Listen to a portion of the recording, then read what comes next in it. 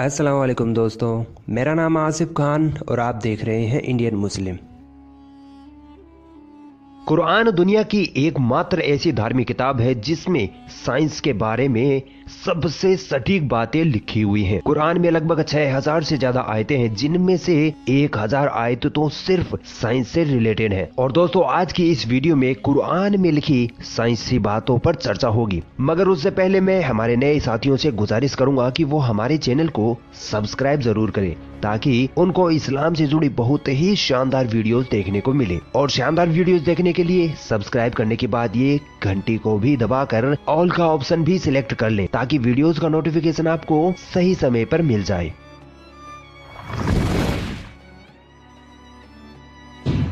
एक लंबे समय तक यूरोपीय वैज्ञानिकों का मानना था कि पृथ्वी सृष्टि के केंद्र में है और सूरज, चांद और बाकी सारे ग्रह पृथ्वी के चारों ओर परिक्रमा करते हैं, यानी चक्कर लगाते हैं। इसे जियोसेंट्रिज्म थ्योरी कहा गया। फिर 1512 ईस्वी में निकोलस कोपरनिकस ने बताया कि पृथ्वी नहीं बल्कि सूरज सृष्टि के केंद्र में है और पृथ्वी समेत सारे ग्रह उसके चक्कर लगा रहे हैं। 1980 के दशक तक विज्ञान यही मानता रहा कि सूरज हिलता डुलता नहीं है, यानी ना तो सूरज किसी ग्रह के चक्कर लगाता है और ना ही वह अपने अक्ष पर घूमता है। मगर बाद में साइंस ने यह खोज कर ली कि सूरज भी बाकी ग्रहों की तरह अपने अक्ष पर घूमता है और सूरज को अपने अक्ष पर एक पूरा चक्कर लगाने में लगभग 25 दिन लग जाते हैं। अब जरा देखिए कि कुरान ने सूरज के बारे में ये बात 1400 साल पहले ही बता दी थी।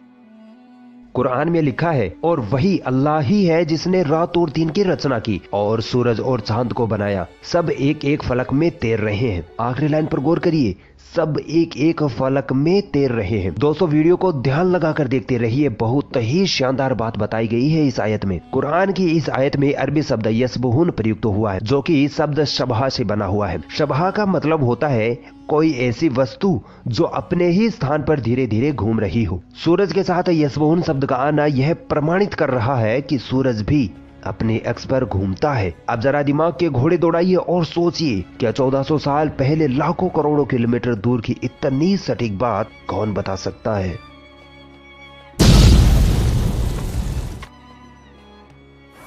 दोस्तों, सूरज का प्रकाश एक रासायनिक प्रक्रिया का नतीजा है जो सूरज के धरातल पर करोड़ों सालों से जारी है। वैज्ञानिकों का कहना है कि एक वक्त ऐसा आने वाला है जब ये रासायनिक प्रक्रिया बंद हो जाएगी और सूरज पूरी तरह से बुझ जाएगा, जिसके कारण धरती पर जीवन समाप्त हो जाएगा। अब जरा कुरान की इस आयत पर गौर करिए, और सूरज वह अपने ठिकाने की तरफ चला जा रहा है। इस आयत में अरबी शब्द मुस्तकिर का इस्तेमाल हुआ है, जिसका मतलब होता है एक निश्चित समय या एक निश्चित जगह। वैज्ञानिक आज कहते हैं कि सूरज एक निश्चित समय के लिए है, एक दिन वह खत्म हो जाएगा। सोचिए, 1400 साल पहले कौन था जिसने सूरज के बारे में इतनी सटीक बात कुरान में लिखी होगी। यकीनन वो मेरा रब अल्लाह ही है। दोस्तों, 80-90 साल पहले दुनिया का सबसे बड़ा सवाल ये था कि ये दुनिया, ये यूनिवर्स से वजूद में कैसे आई। फिर अचानक 1931 में एक वैज्ञानिक जॉर्ज लेमेत्रे ने कहा कि ये यूनिवर्स पहले एक सिंगल पॉइंट थी। फिर एक धमाका हुआ जिसकी वजह से ये चांद, सूरज, सितारे, पृथ्वी सब वजूद में आए।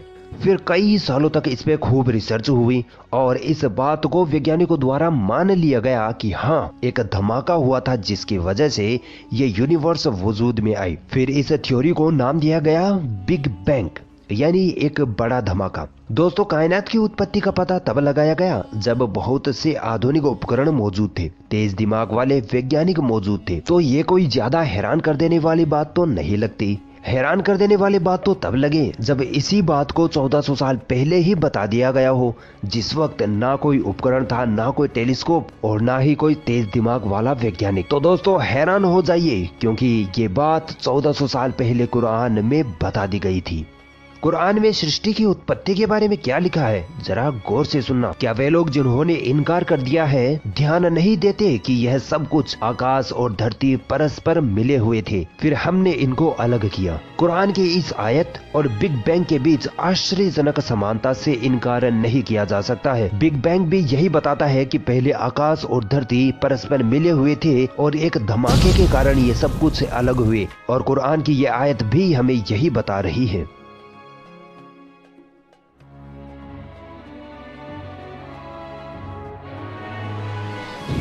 प्राचीन काल में लोगों का मानना था कि जमीन चपटी है, फ्लैट है, और इसी वजह से लोग डर के मारे दूर दूर तक सफर नहीं किया करते थे। वे सोचते थे कि कहीं जमीन का किनारा ना आ जाए और कहीं हम खाई में ना गिर पड़े। सर फ्रांस डेरिक वह पहला व्यक्ति था जिसने 1597 ईस्वी में धरती का समुद्र के मार्ग से चक्कर लगाया और यह सिद्ध किया कि जमीन गोल है। याद रहे, जमीन का गोल होना आज से सिर्फ 400-500 साल पहले ही पता चला है। अब आइए देखते हैं पृथ्वी के आकार के बारे में कुरान में क्या लिखा है। कुरान में लिखा है वल अर्द बअद ज़ालिका दहाहा, यानी और फिर हमने जमीन को बिछाया। दोस्तों, यहाँ एक अरबी का शब्द दहाहा प्रयुक्त हुआ है जिसका मतलब होता है शुतुरमुर्ग का अंडा। इससे साफ साफ पता चल रहा है कि पृथ्वी की बनावट एक अंडे के आकार की सी है, यानी कुरान के हिसाब से पृथ्वी गोल है, ना कि चपटी। और आज वैज्ञानिक भी यह मानते हैं कि पृथ्वी की बनावट एक अंडे के आकार की जैसी है।